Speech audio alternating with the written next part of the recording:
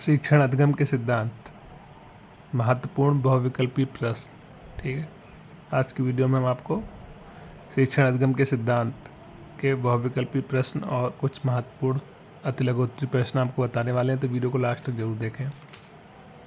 शिक्षण की त्रिमुखी प्रक्रिया के 3 बिंदु हैं: शिक्षण, शिक्षार्थी और पाठ्यक्रम।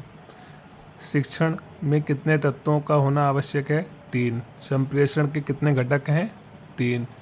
प्रेषक, संदेश तथा ग्राही घटक हैं किसके? संप्रेषण के।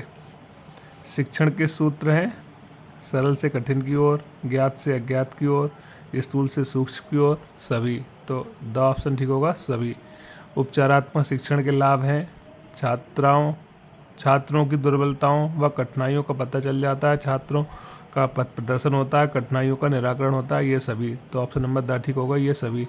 शिक्षण अधिगम के सिद्धांत हैं: करके सीखने का सिद्धांत, प्रेरणा का सिद्धांत और रुचि का सिद्धांत, और द सभी। तो ये सभी ठीक होगा। शिक्षण प्रविधियां हैं: प्रश्नोत्तर विधि, वर्णन विधि और विवरण विधि, और सभी। तो ऑप्शन नंबर द ठीक होगा, ये सभी। शिक्षण की नवीन विधियां हैं: बाल केंद्रित शिक्षण, गतिविधि आधारित शिक्षण। तो ये दोनों ऑप्शन ठीक होंगे, बाल केंद्रित शिक्षण और गतिविधि आधारित शिक्षण। पेवलॉव ने अपना प्रयोग किया था, किस पर किया था? कुत्ते पर प्रयोग किया था। यदि एक व्यक्ति दूसरे व्यक्ति को सूचना या जानकारी देता है तो दूसरा व्यक्ति उसे समझ लेता है तो वह कहलाता है संप्रेषण। ठीक है, नेक्स्ट देखते हैं, किस शिक्षण सूत्र के माध्यम से वस्तु या संदर्भ की जानकारी सूक्ष्मता की ओर दी जाती है? स्थूल से सूक्ष्म की ओर। TLM का पूरा नाम क्या होता है? Teaching learning material.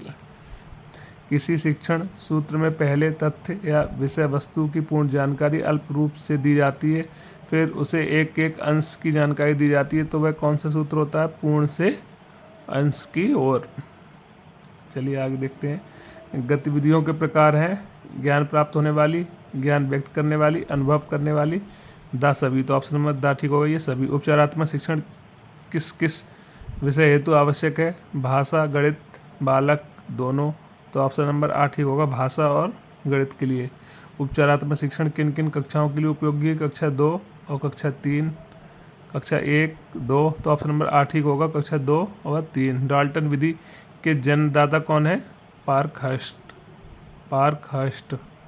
तो ऑप्शन नंबर बी ठीक होगा, बा ठीक होगा, हेनरी पार्कहर्स्ट। ठीक है। शैक्षिक क्रियाओं के संचालन का एक विशिष्ट अंग है शिक्षण प्रविधियाँ। ठीक है।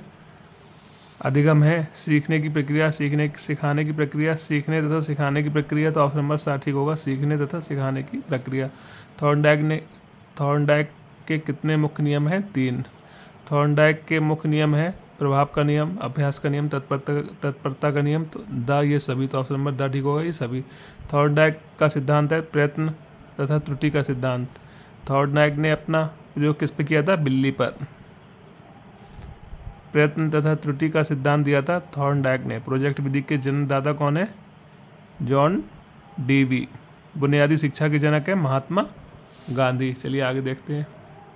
अधिगम अनुभव प्रमुख कितने प्रकार का है? अधिगम अनुभव मुख्यतः कितने प्रकार का है? 3 प्रकार का अधिगम अनुभव है: ज्ञानात्मक, भावात्मक और क्रियात्मक। द सभी। तो द ऑप्शन होगा, सभी।